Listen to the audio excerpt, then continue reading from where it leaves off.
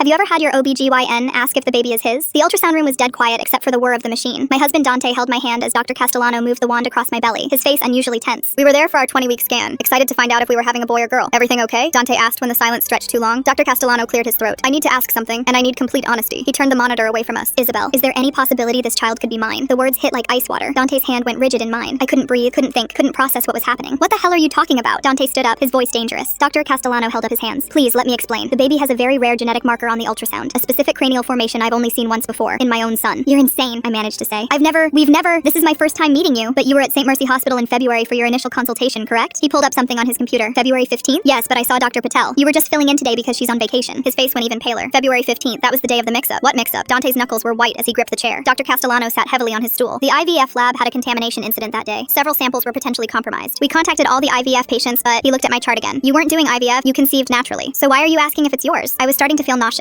and not from morning sickness. Because, he said slowly, my wife and I were doing IVF that day. Our samples were in that lab. If there was cross-contamination during the emergency protocols. Are you suggesting what I think you're suggesting? Dante asked. During the contamination incident, several specimens were moved to temporary storage. The lab tech who handled the transfer was new, overwhelmed. There's a theoretical possibility that genetic material could have been mixed up during routine procedures that day. I wasn't even in the lab, I protested. I just had a consultation appointment. Dr. Castellano frantically scrolled through his computer. But did you have any procedures? Any tests? And I remembered. The HSG test. Dr. Patel did a hysterosalpingogram to check my fallopian tubes. His face went white, using contrast material from the lab, the same lab that had the contamination incident. If someone had improperly stored biological material in medical supplies, this is impossible, Dante said. You're talking about something from a sci-fi movie. I know how it sounds, Dr. Castellano said, but this cranial marker, it's hereditary in my family. My father had it, I have it, my son has it. It's documented in medical literature as the Castellano fold. There are only about 40 cases worldwide, all in my bloodline. The room spun. You're saying my baby might have your DNA because of a lab accident? I'm saying we need to do a prenatal paternity test immediately. For legal reasons, for medical reasons, for everyone's peace of mind. Your peace of mind? Dante shouted. What about ours? My wife is 5 months pregnant. Dr. Castellano pulled up an image. Look at this. This is my son's ultrasound at 20 weeks. He placed it next to mine. The skull formation was identical, a distinctive ridge that looked like a tiny crown. I stared at the images, my hand on my belly. How is this possible? If I'm right, and God, I hope I'm not, someone accidentally used contaminated materials during your procedure. It would be a 1 in a billion accident, but he trailed off. But here we are, I finished. We agreed to the test. The next 3 days were the longest of my life. Dante and I barely spoke, both terrified of what we might learn. Dr. Castellano called us personally with the results. The baby is yours, he said immediately. Both of yours. Genetically, biologically, completely yours. Relief flooded through me so hard I almost collapsed. Then what about the marker? I went back through your medical histories. Isabel, your grandmother was from Tuscany, correct? Near Siena? Yes, why? The Castellano fold isn't unique to my family. It's found in about 3% of people from that specific region. My family is from the same area. It's a coincidence, a genetic echo from centuries ago. Dante laughed, actually laughed. So this whole nightmare was because you both have ancestors from the same Italian village? I'm deeply sorry, Dr. Castellano said. I panicked when I saw that marker. After the lab incident, I've been paranoid about every unusual case. You nearly gave me a heart attack, I said. I know. I've already reported myself to the medical board for inappropriate conduct. You have every right to file a complaint. We didn't file a complaint. Honestly, we were too relieved to be angry. Our daughter was born healthy 3 months later, with a tiny distinctive ridge on her skull that the pediatrician said was a harmless genetic variant found in some Italian bloodlines.